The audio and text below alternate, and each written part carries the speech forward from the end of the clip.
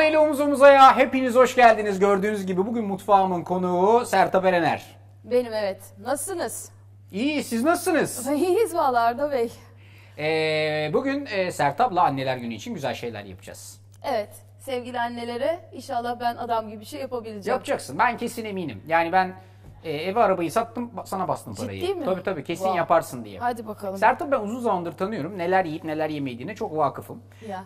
Bugün onun genelde yemediği şeylerden bir tane yapacağız ama anneler günü için yapacağız değil mi? Bilmediğim yerden özellikle değil mi? Evet. Sağ ol, çok teşekkür ederim Özel bilmediğin Arda. yerden geldi. Çok mersi, sağ olun. Anneciğim, yani inşallah iyi bir şey yaparım. Bütün anneler inşallah güzel bir şey seyrederler. Bakalım, hodri meydan. Sertab'cığım bugün seninle beraber, Evet. eğer tabii kabul edersen, güzel bir anneler günü pastası yapacağız. Cidden mi? Vallahi. Pasta hem de, pasta. Evet, hem de böyle 4 katlı. Ne? Tabii. Hayatımda pasta yapmadım ya. İşte her şeyin bir ilki var. En alt katı böyle güzel bir cheesecake tabanı olacak. Üstü mascarpone peynirinden böyle güzel bir krema olacak. Üstü kek olacak. Üstü ganaj olacak. Üstüne yazı yazacağız filan. Hepsi yapılacağız. Haydi bakalım. Ve inanır mısın bunların hepsini böyle aşağı yukarı 40 dakikada filan yapacağız. Allah seni inandırsın. Tamam, peki daha da heyecanlanıyorum böyle anlatınca sen. Bisküviler falan onların Hepsi demek hepsi. ki. Tamam, Hepsi. Ne anladım. görüyorsan kullanacağız. Tamam. Önündeki malzemeler birebir benim kullanacaklarımın aynısı. Tamam. Her şey yerleri bile aynı. Her şey o demek değil ama neyse. Her şey o demek. Bak bugün Sertab Erener'in mutfakta nasıl harikalar yarattığını göreceksiniz. İnanmıyor musunuz? Gazla beni, gazla Arda. Ver gazı. Var gazı. Hazır mısın? Hazırım. Anlaştık mı? Anlaştık. Arda ile omuz omuza başlıyor. Haydi bakalım. Ya tamam ya, iyi yaparım ben ya. Yani nedir ki biz aşçılar tamamen ruhumuzu katarak elimizden çıkacak olan ruh, bugün bakalım ne çıkacak? Sertab normal olarak çok mütevazi bir insan ama biraz iddialaşırsanız onunla hemen o iddiasını ortaya koyuyor. Bugün o pastayı yaparken mütevazi başlayacağından eminim. Ama ilerleyen etaplarda başardıkça o içindeki gerçek Sertab çıkacak. Bugün Sertab Erener'in mutfakta nasıl harikalar yarattığını göreceksiniz. Güzel bir anneler günü pastası yapacağız. İnanmıyor musunuz? Gazla beni, gazla Arda. Ver gazı. Ya tamam ya, iyi yaparım ben ya. Bir dakika dur, bir dakika dur, bir dakika dur, bir dakika hayır ya. Yandım. Öleceğim. Yıllardır kek yapıyorum. Ben böyle bir teknik görmedim ya. Yemeğe geldim ama dur bakalım başıma neler gelecek. Kilidini kilitliyorsun. Sonra burada hazırladığın tabanı olduğu gibi içine döküyorsun. Dur. Bugün Sertab'ın işi hiç kolay değil. Köle gibi çalışıyorum ya. Amma çalıştırdın ha, ben böyle tontiş yemek yapacağız zannediyordum. Biraz iddialaşırsanız onunla hemen o iddiasını ortaya koyuyor. Ya biz aşçılar bunları biliyoruz ya. Aslında ben biliyorum da. Güzel, güzel. Olmuş mu? Çok iyi. Sertab çok karışık gözükse de acayip kolay bir tarif yapacağız. Hazırsan Tamam. Başlıyorum. Vallahi hazırım. Eyvallah. Şimdi Hazırım bak, inşallah. sol tarafında en Evet. büyük cam kaseyi alarak işe başlıyorsun. Aldım. O kadar iyi bir insanım ki her şeyi senin için porsiyonladım ve önce kekin yapımıyla işe başlayacağım, tamam mı? Tamam. 2,5 su bardağı kadar toz şeker. Önündeki her şey gramajlı. Hepsini koyabilirsin. Tamam. Toz şeker. Toz Onun şeker. yanında un var. Onu da içine koy. Koydum. Ondan sonra ön tarafında 3 tane böyle farklı küçük kaselerin içerisinde beyaz şeyler var. Bunlar kabartma tozu. Hepsini koyuyorsun. Tamam. Kabartma tozu, vanilya ve karbonat. Hepsini koydun. Tamam Koydum. mı? Sonra alt tarafında bir kettle var. O kettle'ın düğmesine bas lütfen. Tezgahın altında bir kettle var. Bastım. Bastın. O kettle böyle burada güzel hafiften bir şey yapsın. Nedir onun adı? Kaynasın. Kaynasın. Tamam. Şimdi bunun içerisine bir de kakao koyacağız. Şurada duruyor. Yok. Hangisi, bardaktaki mi? Bardaktaki. Tamam. Ne kadar önünde kakao var Sertab? Bir bardaktan birazcık az. İşte inanılmaz. Bir bardaktan bir parmak eksik kakao. Evet. Şimdi bak, çırpma telini al ve önce bütün buradaki kuru malzemeyi güzelce bir çırp. Çırpma teliyle. Çırpma dediğin şu hangisi? Çırpma Kırmızı teli bak mı? önünde metal olanla çırpabilirsin. Tamam, teşekkür Tamam ederim. mı? Tamam. Böyle güzelce çırp. Yani buradaki bütün malzeme hepsi bir araya geçsin. Tamam. İçeride çok böyle beyaz topak kalmasın, olur mu? Peki kakaoyu koyayım mı? Koy. Ha, koydum. Kakaoyu da koy. Kakaoyu da koydum. Kakaoyu da koy. Kakaoyu da koydum. Koy. Hepsini Tamam. koy. Sen normalde hiç pasta yapmıyorsun değil mi? Ben hiç pasta yapmıyorum, teşekkür ederim. İşte zaten yani ben senin pasta yapmadığını bildiğim için hayatına bir renk katayım istedim. Bravo. Çok iyi mersi yaptım, değil mi? Ardacığım. Ama yani bu bayağı bir... Evet, daha hala çırpıyor muyum? Karıştır. Ondan sonra bunun ortasını hafifçe aç lütfen elinle. Elimle. Evet, böyle elini kullanarak azıcık ortasını aç. Şimdi önünde sıvı yağ görüyorsun. Bunu ekle içerisine. Bir dakika, sıvı yağ dediğin zeytinyağı. Evet. Bir dakika. Kettle'daki su yeteri kadar ısınmıştır. Çok fazla kaynamasına gerek yok. Tamam. Önünde kahve görüyorsun. Granül kahve. Evet, onu da O gördüm. granül kahveyi bir bardağa koy. Üstüne sıcak su koy lütfen. Granülü bir bardağa koyuyorum. Önündeki Sıcak- bardaklardan birine koy. İçerisine sıcak su koy. Ne kadar koymam lazım? Bardağı doldurana kadar koy. Evet. Ondan sonra da bu granül kahveyi şöyle güzelce... Ama bu su kaynadı. Tamam o zaman tamam, çok da sorun değil. Tamam. Kaynasın, normal. Şimdi birlikte bu şeyle... Granül kahveyi o bardağın içerisinde çözelti haline getirdikten sonra... Çözelti için bir dakika. Yuh! Evet. Oldu mu? Evet, şimdi sıcağı dökeyim mi? Evet, şimdi ona dök. Yandım. Al sana yarım bardakta normal oda sıcaklığında su. Tamam. Sonra o yarım bardak suyu da içine ekle. Bayağı sıvı bir kıvam olacak, tamam mı? Şimdi bunu böyle hafiften bir karıştırmaya başla lütfen. Okey. Karıştırıyorum. Birazcık karıştır, havalandır. Şimdi bunun içerisine 2 tane de yumurta ekleyeceğiz. Tamam. Ama Bu şu arada an- ocağın üstünde küçük bir tava görüyorsun. Evet. O küçük tavayı ocağın en küçük gözüne al lütfen. Altını yak yavaş yavaş. Ve önündeki tereyağı içerisine ekle. Tereyağı ekleyeceğim. Ekledin mi? Bir dakika, hayır ya, sen çok hızlısın ya. Ama hızlı olmamız lazım Bütün çünkü... tereyağlarımı koy. Ay, hepsini mi? Bütün tereyağlar dediğin önünde zaten bir küçük kasede tereyağı var. Bu çok tereyağı ya. Evet ama bu tabanın tereyağı. Sen onu erit de bakarız duruma göre. Tamam. Bak okey. harcın içerisine şimdi 2 tane de yumurta kırıyorsun. 2 yumurta her şeyiyle. Evet, her şeyiyle. Sarısı beyazıyla. Sarısı beyazıyla kırıyorsun. Sonra buradaki her şeyi böyle güzelce çırpıyorsun. Bak, yumurtalar, buradaki bütün her şeyi iyice çırpıyorsun. Normalde kek yaparken çırpmayız ama bu değişik bir tarif. Oldukça güzel bir taban oluyor, böyle ıslak hafif brownie'msi bir şey oluyor. İnanılmaz güzel oluyor. Tamam. İnanıyor musun? Ay, inanıyorum, bir dakika dur. Bir dakika yok ama yani hep bir dakikamız olmaması lazım. Bayağı. Şey gibi düşün yani Çeviriyorum sanki böyle sahneye çıkacaksın. Böyle seyirci coşuyor ama sen mesela ne bileyim böyle bir aksaklık var ve çıkamıyorsun. Yani o böyle bir an önce çıkman lazım. Onun gibi bir durumdayız. Tamam. Bu yağ eriyor mu orada? Kim eriyor mu? Evet, yağ eriyor ama kısık ateşte. Yani çok böyle sadece kendi kendine erimesini istiyoruz, tamam mı? En sondayken ki kısık ateş okey mi buna? Evet, en küçüğün kısık ateşi. Oldu Tamam. mu? Olur. Heh. Şimdi bak, iyice çırptın mı İnşallah. kakaolu olan karışımı? Evet, inşallah. Her şeyi koydun değil mi içine? Şimdi Her bir tane de lime'ın kabuğunu koyuyorsun. Oo. Önünde lime var. Bir tane de bu sarı saplı zester var. Evet. O zester'la bak küçük küçük böyle boydan aşağıya doğru yaparsan tamamen bütün kabuğunu üstünden çıkartmış olursun ama küçük küçük hareler halinde vurursan üzerine böyle kabuğunu rende gibi üstünden çıkartıyor. Tamam, hepsini mi yapayım? Evet, bir lime'ın tamamen kabuğunu yapıyorsun. Tamam. Güzel anlatıyor muyum her şeyi? Bravo Ardacığım. Değil mi? Sadece yani çok hızlısın. Olsun ama yani bizde şimdi mutfakta hızlı olmak önemli. Bir de Ya yani bir de şey dün gibi... spor yaptım. Kolum başım ağrıyor. Çevir diyorsun. Ah, sana söylemediler mi ya? Ah, Ya sana hayır söylemediler ya. mi? Ha? Hayır. Tamam, neyse, hadi sorun değil. Olur. Tamam.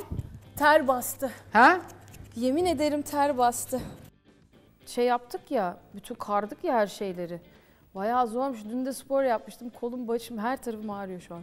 Vallahi dur, daha yeni başladık. Yani sanki şey gibi düşün, hani anneler gününde anneyi ziyarete gideceksin de eli boş gitmeyeyim dedin ama ne bileyim. Ve mesela pilav yapacağımı pasta mı yaptım mesela Anneler Arda? gününde Sağ pilav da ol. yapma ya. Anneler gününde pilav yapma. Hayret bir şey ya. Evet, hazır mı karışımın?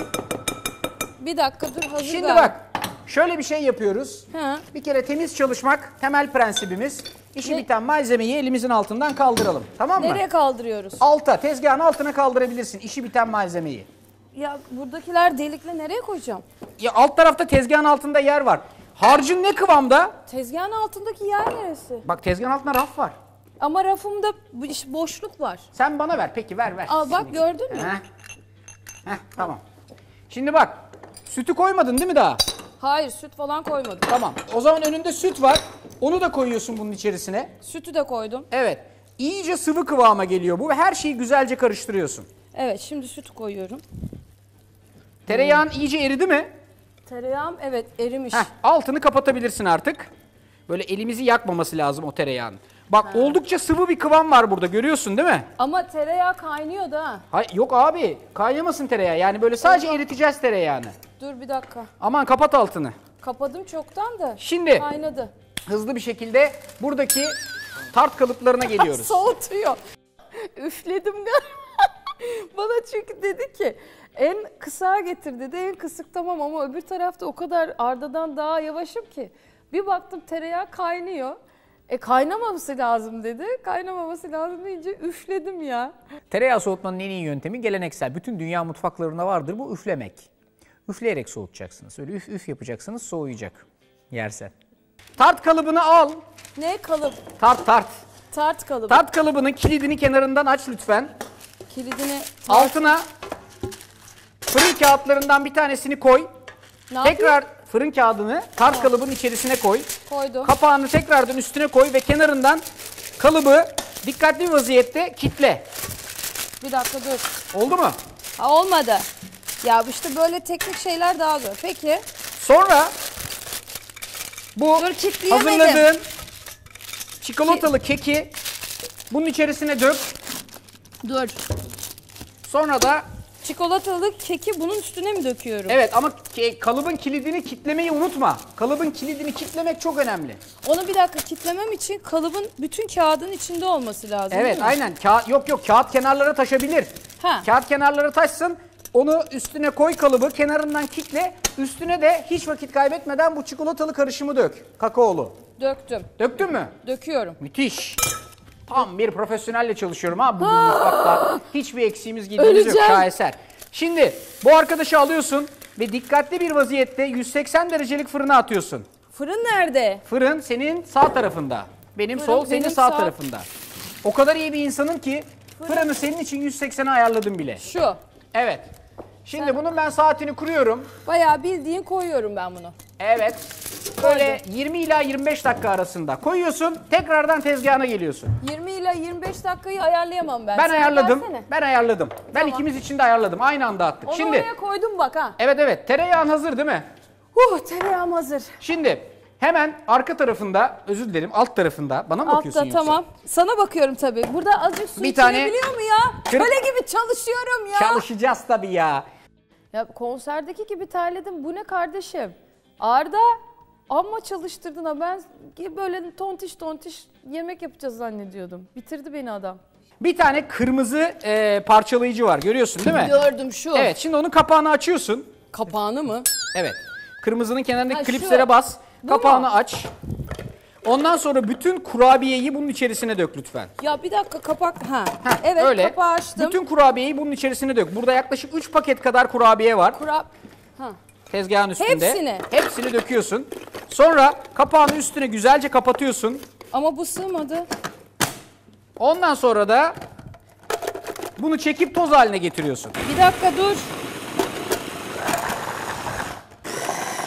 Bunu Ne oldu? bir dakika. Nasıl durumlar? Bunu nasıl yaptın? Öbürünü nereye taktın? Bak, Yavaş. önce plastik kapağı takıyorsun. Sonra kırmızı kapağı takıyorsun. Ondan sonra da en üst taraftaki parçalayıcı hazneyi takıyorsun. Oo, hoş geldiniz. Hayır. Ondan sonra da çekiyorsun. Ama bunu yapamadım ben. Oldu mu? Hayır. Nasıl olmadı ya? Aleti takamıyorum. Abi en kolay. Ben bunu yani böyle elle yapma diye, böyle makineyle yap diye böyle yaptırdım. Yok vallahi olmadı. İstiyorsan elle yap. Ya? İstiyorsan elle yap. Elle nasıl yapacağım? Ama çok uzun sürer. O kadar vaktimiz yok. Şimdi bak, bu böyle iyice toz haline geldi mi?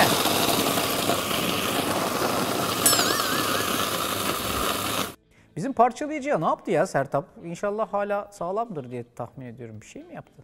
Nasıl çalıştığını bilmiyorum ki dinamiğini. Adam 1000 tane şey yapmış zamanında. Ben ilk kez görüyorum. Kapağını kapatamadım. Sorun oydu.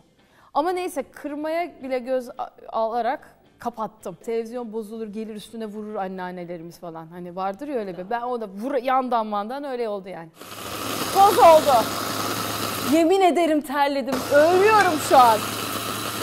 Tamam. Beni bundan sonra çok güzel anacaksın. Ben buna kesin Tamam, eminim şimdi bu yani. nasıl çıkıyor? Şimdi bak, evet onları Bitti mi iş? geri çıkart. Ortasındaki parçalayıcı bıçağı da çıkart lütfen. Sonra da burada hani böyle tereyağı eritmiştik ya. Ha. O tereyağı bunun üzerine dök. Ha, bu kabın içindeyken. Evet evet, direkt başka kap kirletmeyelim. Tamam peki. O tereyağı bunun içerisine dök. Döktüm. Ondan sonra bir kaşıkla bunu böyle güzelce yağı buradaki kurabiyeye yedir. Peki. Bu tekrardan donduğu zaman acayip böyle güzel kıvamlanacak ve Crunchy bir şey olacak. Ha? Crunchy bir şey olacak. Evet, bir cheesecake kabana olacak ama önce bunu böyle kaşıkla iyice yoğurman önemli. Tamam mı? Tamam. Sonrasında da Ya biz aşçılar bunları biliyoruz ya. mutfak Aslında ben işlerinde biliyorum da. bak mutfak Yani işlerinde bilmiyormuşum gibi yapıyorum. Deminden beri olay o yani. gerçek bir profesyonelsin. Ben bunun Gerçek farkındayım. Tamam, Ben bunun bunlar çok farkındayım güzel ve bu profesyonelliğini takdir ediyorum. Tamam Arda bunlar ne olacak şimdi? Onları lavabonun içine koyabilirsin. Neyi? Bir tane neler ne olacak? Elimdeki bu kurabiyeler. Bunu birazcık elinle mıncıklamanı istiyorum böyle hafiften. Tamam mı? Tamam. Yani tereyağın iyice her tarafa bulaştığından emin olacaksın. Ama biraz böyle çok toz olmamış olabilir bu. Biraz kum gibi gözüküyor olabilir ama Heh. o soğuduğu zaman bağlayacak. Çok tereyağı koyarsak kusar. Sen çok tereyağlı sevmezsin diye öyle yaptın. Yok Yapmış ben mıyım? katiyen sevmem. Müthiş. Şimdi Bravo. diğer kek kalıbını alıyorsun. Önünde bir tane daha kek kalıbı var. Eyvah. Bir önceki yaptığın uygulamanın aynısını yapıyorsun. Tamam. Kağıdını yerleştiriyorsun. Üstüne kapağını kapatıyorsun. Kilidini kilitliyorsun. Sonra burada hazırladığın tabanı Adam olduğu susmuyor, gibi 2 içine dakika döküyorsun. dur. Olduğu gibi. Onu döktüm içine. Sonra da kaşıkla bunu tabanı böyle güzelce tartın Yedim. her Tamam. tarafına yayıyorsun. Yaydım. Tamam mı? Tamam. Şimdi kaşıkla bu yayma işlemini iyi yapmamız lazım. Tamam. Eşit ve düzgün bir şekilde. Yoksa bu tart dipte donmuyor. Ha, kaşıkla niye? Evet, bak kaşığın tersiyle bunu böyle hafiften yayarak Tamam. ve kaşığın tersini kullanarak bunu böyle düz bir kat haline getiriyorsun Sertab. Düz bir kat. Evet. Peki ama bu kenarlardan başlıyorsun sonra Ortadan kenarlara doğru git, böyle düz bir kat haline getir bunu. ortadan kenarlara. Evet, bunu yapmak çok önemli, tamam mı? Bence sen bunu çok rahat yaparsın ya. Bunlarda Dur sorun yok bakayım. yani. Senin için aslında daha zor bir bölüm seçmeliymişim ya. Ya dur ya ne Tamam mı? zor Bu işi yap- olmayana bak ya. Bu işi yaptıktan sonra gidiyoruz dolaba. Ben seni müzikale çağıracağım da bak göreceksin. Orada bir iki hareket var onları isteyeceğim senden Arda. Söylemesi ayıptır. Her temsilimiz sold out oluyor. O zaman tamam, ben de senin müzikale geleyim. Gel söyleyeyim ama nedir ki? sana sürprizlerim olacak müzikalde. Tabii müzikalde ben değişik şeyler oynamayı düşünüyorum. Ne bileyim, mesela böyle bir fantazi arabesk olabilir, bir pop alaturka olabilir. Bir böyle Türkçe sözlü hafif batı müziği olabilir. Öyle aralara gireceğim ama birazcık çikolata çırparak, bir de ganaj yaparak. Ben sana böyle mi yaptım? Ha? Heh. Yaptın Mesela mı? dans eder misin Arda? Acayip. Dans göbek adım ya. Lütfen Tamam. rica ederim. Wow, Ama böyle Ankara iddiaya misket bak. falan, o tip şöyle böyle Bu dümdüz hafif böyle oldu. köçek möçek falan, o tip şeyler. Tabii. Oldu mu? Oldu vallahi. Şimdi buzdolabının derin dondurucu bölmesine gidiyorsun ve onu buzdolabının derin dondurucusuna atıyorsun, tamam mı? Buzdolabının derin dondurucusu en alttaki değil midir? Evet. Oraya Düzgün bir şekilde koyuyorsun. O orada hızlıca donuyor. O donarken biz diğer işlemimizi yapıyoruz. tamam bir dakika. Şimdi bak, mascarpone peyniri var önünde. Mascarpone. Nerede o? Şu. Derin Beyaz. kasenin içerisinde Tamam. mascarpone peyniri, tamam mı? Okey. Bunu alıyorsun ve başka bir cam kasenin içine, daha büyük bir kaseye transfer ediyorsun. Bunu. Beyaz daha büyük var. Tamam mı? Başka bir cam kasenin içine. Sonra hemen ocağın yanında pudra şekeri var. Onu da içerisine koyuyorsun. Bir dakika yavaş. Sonra kakao var. Küçük bir kasede, minik. Hiç katiyen yavaşa da Tamam mı? inanmıyor. Onu da içine Tamam. koyuyorsun. Kakao. Sonra yine bu lime'ın kabuğu var ya. Evet. Bir tane daha lime'ın var önünde. Bravo. O lime'ın kabuğunu da içine böyle güzelce rendeliyorsun. O aleti ben sana verdim. Versene. Ne zaman verdin? O lime'ı pıt pıt yaptım şimdi. Ha, nereye verdin? Ne bileyim burada. ben. Al. Ver bakayım. Al. Mersi. Şimdi aynısını mı yapacağım? Evet, onu pıt pıt yapıyorsun içine. Pıt pıt yapıyorum. Pıt Bu bence bu deyimin adı bundan sonra pıt pıt yapmak olsun. Tamam. Yani ben başka bir şey Lime'ı bilmiyorum. pıt pıt yapmak. Lime'ı pıt pıtluyoruz, tamam mı? Zaten literatürde de öyle geçer. Tebrik Lime'ı ediyorum. pıt pıt yap. Lime'ı pıt pıt yapmak önemli. Bunu yaptığın Tamam. zaman çünkü hiç derdin tasan kalmaz. Arda yalnız bu pasta iyi olursa var ya Heh. ölene kadar konuşurum ha. Zaten iyi olsun Yemin- diye yapıyoruz ya. Ha? İyi olsun diye yapıyoruz. Bilmiyorum, zannetmiyorum. Dur bakayım. Aşk olsun. Bana bu kadar Ya güvenin yok. seninkinden iyi olursa nasıl olacak? Sertab yani? epeydir tanışıyoruz değil mi? Orada ne yapacaksın acaba? Bak Sertab epeydir tanışıyoruz. Evet, tanışıyoruz. Bugüne kadar benden sana herhangi bir böyle bir şey zarar geldi. geldi mi diyorsun? Geldi mi? Ama şimdi burada senin sahnen. Şimdi Bak, ben gel- burada bir challenge var. Ya ben mesela şunu mu Minnoş'tan. anlamam lazım? Yani sen bana sahneye çıkıp da senin yaptığın müzikalde hani gel Arda bir şey yap dediğin zaman benim başıma illa kötü bir şey mi gelecek? Onu mu anlamam lazım? Yo ne estağfurullah canım. O zaman Yo, o zaman yo. ben sana böyle bir şey. Hayır. Ben sana buraya konuğum gelmişsin, misafirim. O kadar güzel birlikte yemekler yapıyoruz filan. Yapar mıyım böyle bir şey? Hiç yapar mısın? Yapmam. Yapmaz. Aksine bu pastayı yapıp da Gayet koyduğu zaman friendly, gayet arkadaşça. bak Hiç bu pastayı yapıp Bu pıt tezgahın pıt üstüne koyduğun zaman diyeceksin ki Arda be sana ne haksızlık etmişim be. Arda bu pıt pıt bitti mi? Bitti mi? O zaman Bilmiyorum. hepsini karıştırıyorsun bak. Seninki Kakao, daha büyük kabın. kakao, mascarpone, pudra şekeri ve pıt pıt rende. Tamam. Pıt pıt rende çok önemli. O çünkü müthiş güzel bir şey kıvamı veriyor buna Senin böyle. kabın daha büyükmüş, kap değiştirdim. Ne olmuş? Senin kabın daha büyüktü, onu değiştirdim. İyi yaptın. Ya, Canım, evet, şimdi bana bakıyor musun yoksa? arada bir bakıyorum Tebrik vallahi. ediyorum. Bu hazırladığın kremayı var ya. Ha. Onu da hızlıca derin dondurucuya at. Bir yaklaşık 4-5 dakika kadar kendine gelsin. Bayağı Mascarpone iyi ya bu. toparlasın. O kadar iyi ki. İnanılmaz. Yememek için zor bak, tutuyorum. Allah'ının aşkına şu fırındakine bir bak. Kaşığı bak. yalayabilir miyim? Ne istersen yap, her şey serbest. Bak şimdi bak şu fırındakine bak, fırındakine. Ne yapıyorum ben? Bunu Fırındakine buraya bak, koydum. inanılmaz. Ha? Fırındakine bak. Açayım mı? Bak kapanmadı şey. Açma. Sakın Ha. açma. Bak sadece camından bak. Nasıl? Şahane. Güzel oluyor, kabarıyor galiba. Böyle bir hafif kabarıyor ama böyle ıslak, nemli, tatlı bir şey var değil mi? Var evet. Kenarları böyle ıslahımsı gibi görünüyor. Vay be. Ya. Nasıl, güzel mi? Ha? Güzel mi? Güzel. Olmuş mu? Çok iyi. Dedim ki yani zaten yemiyorum. Bugün burada yaparken de 2-3 kaşık yesem ne olur? Ölmem değil mi? Ölmem işte. Şeker iyi değil, o ayrı. Onu konuşuruz ayrıca da. Ama bir günden bir kereden bir şey olmaz bence.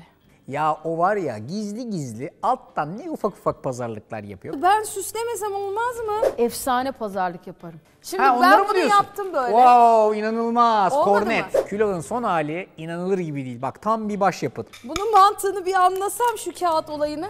Al Bilbao'ya götür, Guggenheim'a koy. Orada derler ki vay be sanatçıya bak neler yapmış. Kapağı açayım. Aç. Emin misin? İnanıyorum. Uzak Doğu'dan öğrendiğim bir teknikti bu. Bugün bir kere daha Sertab'da gördüm, muazzam hıdı hıdı tekniği. Yeni öğrendim, onu da hemen satayım. Şimdi yaptınız hani karışımı, verdiniz fırına. Pişip pişmediğini anlamak için de elinizle hafif tutuyorsunuz.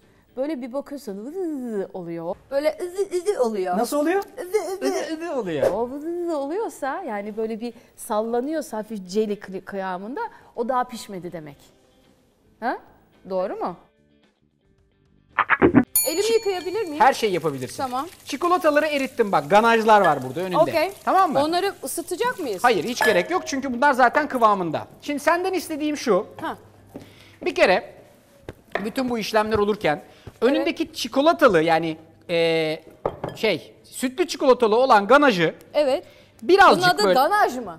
Bu çikolata sadece. Ha, bu çikolata. Bundan böyle birkaç kaşık küçük cam kasenin içine ayır lütfen. Tamam mı? Küçük cam kaseye. Küçük cam birkaç kasenin kaşık. içine ayır. Nasıl kaşık? Böyle birkaç kaşık herhangi bir yani spatula ile de yapabilirsin. Tamam. Sonra kalan çikolatanın içerisine Tamam. kremayı dök. Krema. Krema Ha, hemen şurada. evet yan tarafta Gördüm, duruyor. gördüm. Tamamını dökmene gerek yok. Tamam. Böyle yarısı kadarını dök Tamam. ve şöyle karıştır. Tamam mı? Tamam. Şu Kıvamına bak. Çok sert mesela bunun kıvamı. Birazcık daha krema dök. İster çünkü. Şeyin mi? Çikolatanın mı? Evet. Bütün kremayı ekle. Yani yavaş yavaş ne kadar şey yaptığını bilmediğim için önceden bir ayar vermedim ama bütün kremayı buna eklemeni istiyorum. Bak. Ha. Oldu tamam. mu? Dur biraz daha. Şimdi yavaş yavaş ekle dedin. Yavaş ekle ama çikolatanın kesilmemesi lazım. En zor kısım bu mu acaba? Yok, daha değil. Ha. Şimdi bak çikolatalar duruyor. Şimdi sıra geldi bence en eğlenceli kısma. Senden bir huni yapmanı isteyeceğim. Huni mi? Evet. Ama dur bu çikolatayı ben yapamadım da. Şimdi bak yağlı kağıdı, fırın Bayağı kağıdını adam hiç dinlemiyor ya. Nasıl yani? Yani Duru dinlemiyor ya ama Ya benim kulağım sende. Yani hem onu yapıyorum hem onu yapıyorum. Ben senden hiç ayrılmadım. Ben senden ayrıldım, sorun o. Aşk olsun ya. Ya ben, bir dakika dur. Bir dakika dedim değil mi? Bir dakika. Ama buraya gelen herkes bir dakika diyordur. Tabii. Yağlı kağıdı tezgahın üstüne koyuyorsun. Sen bırak kremayı falan bırak, geliriz oraya. Yağlı kağıt tezgahın üstüne koyuyorsun. Koydum. İnce uzun ya bu, dikdörtgen. Evet. Uzun tarafı sana baksın. Tamam. Kısa tarafı karşıyı göstersin. Okey. Yani yok, şöyle nasıl anlatayım bunu? Anladım ya. Dikdörtgen, tamam mı? Şimdi bunu bir uçtan bir uca doğru katlamanı istiyorum. Bir uçtan bir uca kenar köşeleri mi? Evet, aynen. Yani bir üçgen yapacağız. Tamam. Tamam mı? Bunu nasıl anlatacağım bilmiyorum. Bu anlatması zor bir durum. Bunu böyle üçgen vaziyetinde iyice iki köşeyi katladın, tamam mı? Ama bir köşe öbür tarafta buluşmuyor. Daha küçük, kısa Evet, bir şey evet, çıkıyor. evet. Sağ tarafta böyle ince uzun bir parça kalıyor. Bravo. Tamam mı? Tamam. Şimdi bu katladın ya bunu. Evet, iyice katladım. Senden isteğim şu. Bu Evet. katladığın yere bak, Evet. spatula var kenarda. Spatula var ya tezgahın üstünde. Aha, siyah bu. Siyah saplı, evet. Onun sap kısmıyla o katladığın, kat yaptığın yere iyice böyle bastır ki orayı ayrıştır. Sonra Evet. Yani iyice katla dedim. evet, sonra o kat yaptığın kısımdan Ha. dikkatli bir vaziyette bu kağıdı ortadan ikiye doğru ayır. Önünde Yani- bir tane üçgen var, tamam mı? Bir dakika, kesiyorum yani. Evet, evet. Spatulayla mı keseyim? Ha? Yo, elle kesebilirsin. Önünde bir tane üçgen var. Üçgenin Ay, onu nasıl keseceğim sivri kısmı karşıyı göstersin. Bir dakika. Sana daha kolay çalışmak için bir şeyler yapacağım. Sivri kısmı karşıyı göstersin. O sivri kısmın tam kendine doğru aşağıya düşen yüzleminden 45 daha- derece açı ver ve bunu böyle hafifçe kes lütfen. Tamam mı? Bak, sivri kısım karşıyı gösteriyor. Sivri kısım kendine doğru, aşağıya doğru bir düzlem çek. Evet. O düzlemin olduğu yerden hafif böyle 45 derece bir açı ver. Evet. Tamam mı? Ve bunu şöyle Neyle yapacağım onu? makasla, önünde makas var. Bıçakların olduğu yerde. Ben bunu hiç anlamadım. Bak, üçgenin sivri kısmı karşıyı göstersin. Tamam. Oradan aşağıya doğru bir düzlem çek kendine. Dümdüz ikiye Ondan böldüm. sonra 45 derece açıyla iki tarafını kes. Sonra bunu alıp buradan uç kısmına doğru getiriyorsun ve şöyle bak, uç kısmına doğru getiriyorsun. Of, olacak iş değil. Ya işte sivri ucu oraya baksın, onu kenarına koy. Ya görmeyince o kadar zor ki bu. Origami gibi yani. Ben o konularda kötüymüşüm, onu anladım. Kusura bakmayın, olmadı. Yani matematikte ve fizikte kötü olmasının müsebbibi inanın ben değilim. Yani benim ona bir külah yaptırmak için en temel şeyi anlatmaya çalıştım. Onu al, olduğu yerde eksen etrafında kıvır demek yerine önüne koy, üçgen filan falan, ama gel gör ki gerçekten matematikte okulda da kötüymüş. Ben nereden bileyim abi? Şimdi bak, sivri kısmı kendine doğru gelsin. Ki sivri doğru yukarıya, karşıya baksın dedin, kendime çevirdim. Şimdi çevir, kendine doğru gelsin. Çevirdim. Sol parçayı alıp sağ tarafa doğru katla. Tamam, katladım. Sağ parçayı da alıp sol tarafa doğru katla. Ha, Ve bir huni yap. Ha, okey. Anladın? Tamam. Tamam. Huniyi de böyle kıvırarak Tamam. ucunu sıfırla. Tamam. Yani ucunda hiç şey kalmasın. Olur mu? Tamam. Boşluk kalmasın. Huni Sonra- yap diyorsun. Huni yap, evet evet. Geniş mi, böyle dar bir şey mi? Şeyi fark etmez. Ne diyeyim? Genişliği ya da darlığı çok Tamam, fark etmez. tamam. Mümkün olduğu kadar küçük bir huni yap. Senden tek isteğim ucunu mümkün olduğunca sıfırla, olur mu? Tamam, yani iyice katla mı diyorsun? Evet, iyice katla. Onun içine bir şey koyacaksın değil mi bunun içine? Bunun içerisine ayırdığımız çikolata var ya, onu koyacağız. Ha, okey. Anlaştık mı?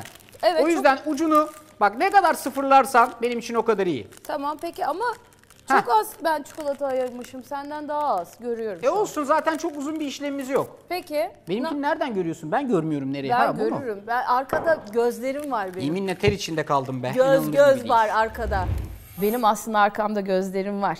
Yani mesela şarkı söylerken arkada ne olup bittiğini ben çok iyi biliyorum. Sağda solda her yerde bir gözüm oluyor. O bir şekilde bütün algıların açılıyor herhalde. Onu geliştiriyorsun. 25 yıl sonra herhalde şuralarda falan bir şeyler çıktı benim gözler. Sertab'ın 3. değil, bence 4. bir gözü daha var. 2 önde, 2 arkada, bir sağda, bir solda. İnanılır gibi değil ya. Nereye gitsem abi görüyor beni. Yani tamam, çok cüsseli bir adam değilim, kapatamıyorum, ama her yaptığımda nasıl görüyor anlayamadım valla. Şimdi bak, bunu böyle yap. Sonra o çikolatayı dolduracağın kadar kendine bir açı ayarla. Sonra da bu yaprak kısmını içeriye doğru katla lütfen. Ya sen aşçı değil misin? Yardım et bana ya. Ediyorum. Oradan bakıyorsun. Ne? Ediyorum Sana işte. demiyorum ki ben. Şimdi Ha, onları ben mı bunu diyorsun? yaptım böyle. Wow, inanılmaz. Olmadı Kornet. mı? Külahın son hali inanılır gibi değil. Bak tam bir başyapıt. Al, Bilbao'ya götür, Guggenheim'a koy. Orada derler ki vay be sanatçıya bak neler yapmış. Ya bir kere adı külah değil onun. O olsa fırça olur yani. Yok, Ama ben bu tip burada, bak şimdi ben şöyle. yapamayacağım bunu. Tamam canın sağ Bak olsun. şöyle yapayım. O zaten Dur, üst dur. süslemesi içinde. Sertap. Dur, Şimdi dur. bak fırındakinin birkaç dakikası kaldı. Derin dondurucudakileri Oldu çıkar. oldu. Valla. Vallahi yaptım. İnanılmazsın. Peki. Derin dondurucudakileri çıkartalım artık. Dur. Bunun içine Bak. bunu mu koyuyordum? Değil mi? Koy bakalım ne olacak. Derin dondurucudakini mi çıkaracaktım? Derin dondurucudakileri çıkartalım, onları birleştireceğiz çünkü. Tamam mı? Tamam. Şimdi bak, mascarpone kreması. Sen bunun içine bu çikolatayı koydun mu demin? Evet. Ha, ben de koyacağım değil mi? Yani iyi olur ama yani. Ya Ah ah neler oluyor acaba? bunun mantığını bir anlasam şu kağıt olayını. Başka Ya onun- türlü yapamıyor muyduk bunu? Onun mantığı zor. Bu süs için mi yani? O böyle üstünü süslemek Evet için. biliyorum nereye varacağım da ben süslemesem olmaz mı? Olur, canın sağ olsun. Ben sana hazır süslenmişlerden bir tane versem. Ya o var ya gizli gizli alttan ne ufak ufak pazarlıklar yapıyor. Ben onu öyle yapmasam olur mu? Arda peki bunu böyle yapsak olmaz mı? Şuradan şöyle yapsak olmaz mı? Öyle yapsam olur mu? Böyle yapsam olur mu? İnce ince inanılmaz pazarlık etti. Pazarlıkçı değilim derse sakın inanmayın. Kendim için çok pazarlığa girmem ama bak başka birini ve sevdiğim bir arkadaşım varsa yanımda onun için efsane pazarlık yaparım. Derin dondurucudaki 2 tanesini de çıkart. Hem tabanı hem aradaki mascarpone'u tamam mı? Tamam. Sonra bu mascarpone'u iyice tabanın üstüne doğru ser lütfen. Şimdi normalde bu tatlı pasta işlerinde şöyle bir sıkıntımız var. Aslında çok daha böyle zamanlı ve rahat çalışmamız lazım. Fakat Evet. bizim burada zamanımız olmadığı için mümkün olduğu kadar hızlı yapıyoruz her şeyi. Zamanımız niye yok? Böyle çünkü yani anneler günü ve gideceğiz annemize pasta götüreceğiz fakat yani vakit yok işte bir an önce gitmemiz lazım. Bu buzluktan çıkardığını mı koyuyorum bunun üstüne? Buzluktan çıkarttığını Ha. tabanın üstüne döküyorsun tamam mı? Tamam. Ve bunu kaşığının tersiyle güzelce yayıyorsun ama senden şöyle bir isteğim var. Kenarlarına kadar tam sıfır yayma. Yaklaşık kenarlarında göz kararı 1 santim civarında bir pay bırak olur mu? Tamam. Şimdi ne yapacağım? Şimdi bir git kekine bak bakalım nasıl. Kekime bakayım. Ha. Tamam peki. Baktım. Bakıyorum. Bakmadığını ben görüyorum ya. Tamam kabarmış çıkarayım mı? Çok acayip yediği kadar. Hayır çıkarma. Bak şimdi aç kapağı. Kapağı açayım. Aç. Emin misin? İnanıyorum. Hadi be. Bak aç kapağı. Ha. Bak ben senin için yapacağım. Açtım. Aç kapağı. Açtım. Bak şimdi. Daha hala olmamış. Öyle mi oluyor? Ya. Yumuşak böyle pılı pılı pılı mı Şimdi bu olması çok lazım? sıvı ya bunun böyle havasını kaçırmadan pişirmeye devam etmemiz Ha. lazım. Seninki de mi öyleydi? Benimki de öyle. Gel benimkine de bakalım. Bakayım geldim. Gel. Bir dakika. Bak. Yoktur birbirimizden farkımız. Gördüğün gibi ne kadar kabarmış. Bir dakika, bak. ben yapacağım. Tabii tabii. Ha.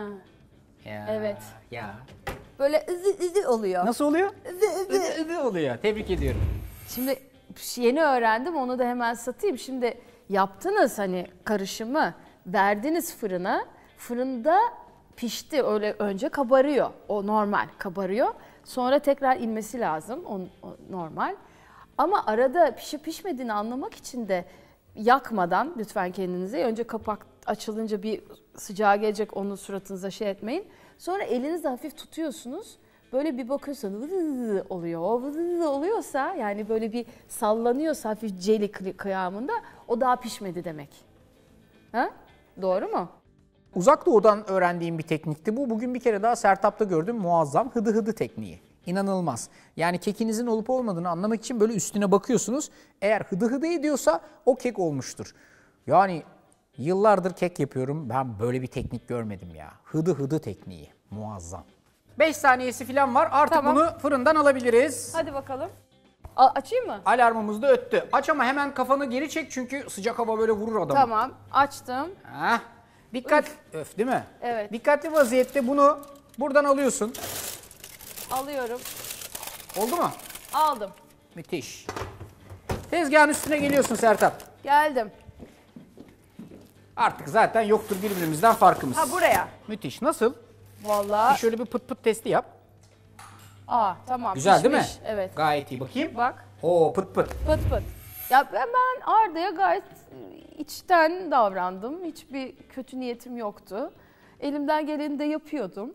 Arda da buna kalamadı, karşılıksız kalamadı.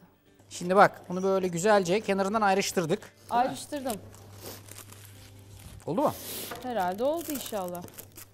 Ha. Adeta bir rüya. Peki inşallah. Hadi bakalım. Nerede bunun şeyi? Ama dikkat, elini yakma. Heh, Ha bununla. tabii. Sonra Tamam. da bunu alıyorsun Sertap ve direkt Ta olarak... tam çıkardım. Heyecan var mı? Var. Ne yaptın? Her tarafını kesmişsin. Kağıdı da mı kesmişim? Evet. Bana dedi ki sen o kenarlarından kekin şeye yapışan taraflarını hani bıçakla kes.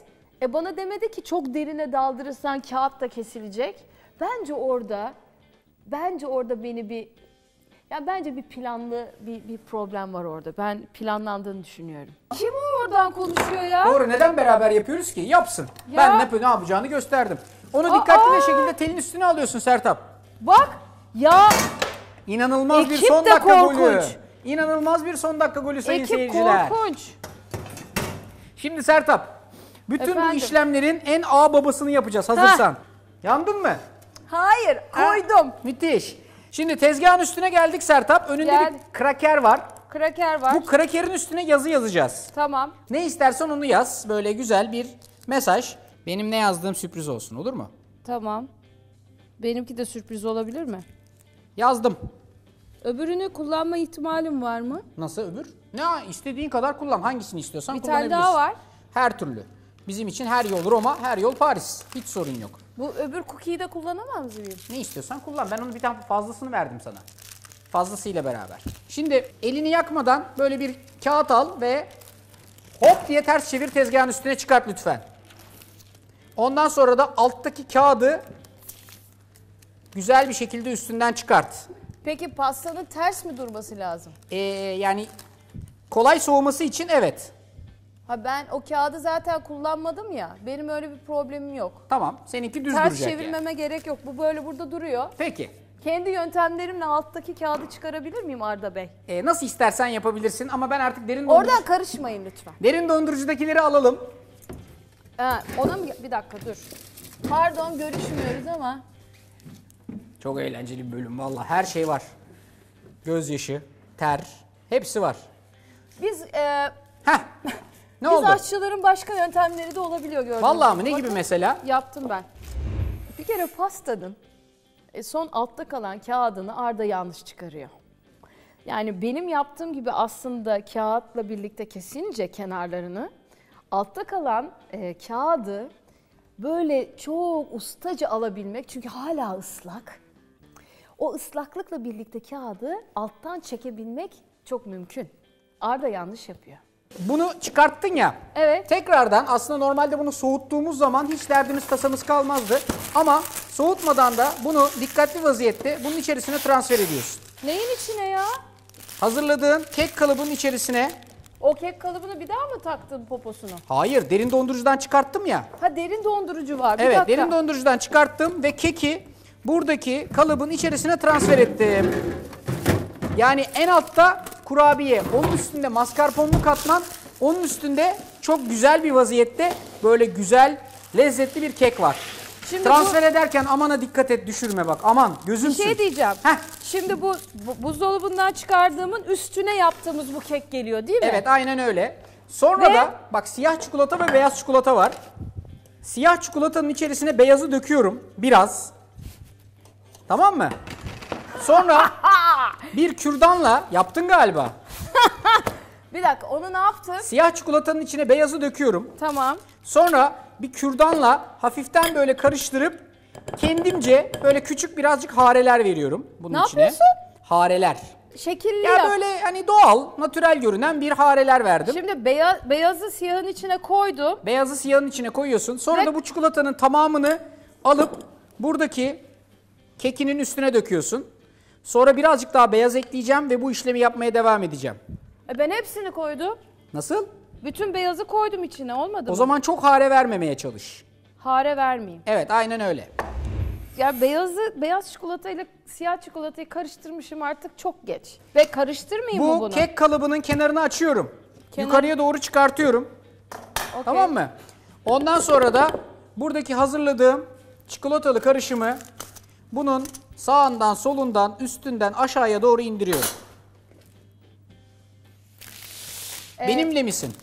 Ben seninle iyiyim herhalde. Bana Şimdi bakıyorsun şu anda, ben fark ediyorum. Beyaz çikolata ne oldu onu anlamıyorum. Ya beyaz çikolata ile siyah karıştırıp koyacaksın da birazcık karıştır ama birazcık kenara bırak ki üstüne istediğin gibi sonrasında hareler veresin dediydim. Ha. Ya bütün çikolatayı boşaltıyoruz üstüne. Ondan sonra da spatula ile böyle aşağılara doğru indirip etrafını kapatmaya çalışıyoruz. Tamam, bu spatula nerede acaba onu bulmam lazım. Spatula tezgahın üstünde olması lazım. Tamam. Şimdi bak, üstünden kenarlara doğru akıt hafif. Tamam. İyice her bir tarafından. Sonra da spatulayı kullanarak Tamam. Ay bu en kenarlarını, güzel kısmı oldu. şaka maka 40 dakikada pasta yaptın ha. Yaptın mı? Bilmiyorum yaptın mı, sen söyleyeceksin.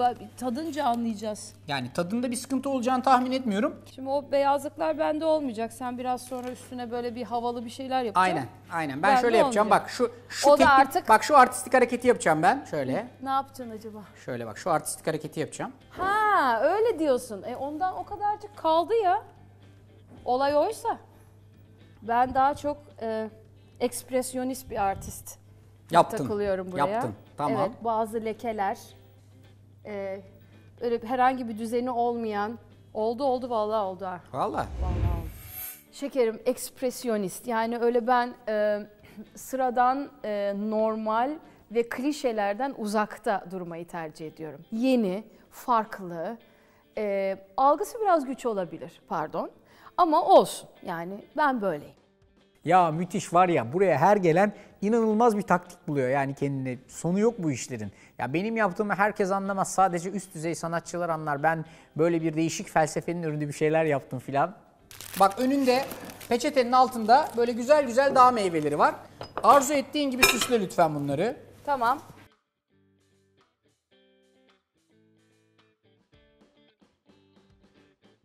Canım. Bu canım mı? Ha. O canım, Canım. bu da anne de M'si sığmadı. Canım anne. Ha. Şöyle. Canım annem. Sertab canım anne yazdığını iddia ediyor ama biraz gotik tarzda. Yani böyle bir hani Tim Burton filminden fırlamışçasına bir yazı karakteriyle. Ama zaten o böyle külah adını verdiği o ekspresyonist eserle ancak öyle bir şey çıkabilirdi diye tahmin ediyorum. Can havliyle yaptım onu artık. Hani yapmam lazım orada rezil olmayayım diye. Hayatımın ilk pastası ya. Her şey yerli yerinde, derli Evet. toplu, hiç sorunun sıkıntısı yok. Tamam. Buradaki tek sorun sıkıntı bunu 40 dakikada yapmak. Evde yapacağın zaman birazcık rahat yap. Kesinlikle tabii canım. Yaptığım hiçbir şeyi çok beğenen biri olmadığım için bunu da çok beğenmedim. Ama ilk pasta için fena değil. Bir tek o kenarlardaki o dağılmalar tabii hoş olmadı. Onların böyle şey durması lazımdı, kalıp gibi. Ama kendimi yıllar sonra çok katı eleştirmemeyi de öğrendim. Yani ben kendime en kötü eleştirmenim aslında hayat boyunca.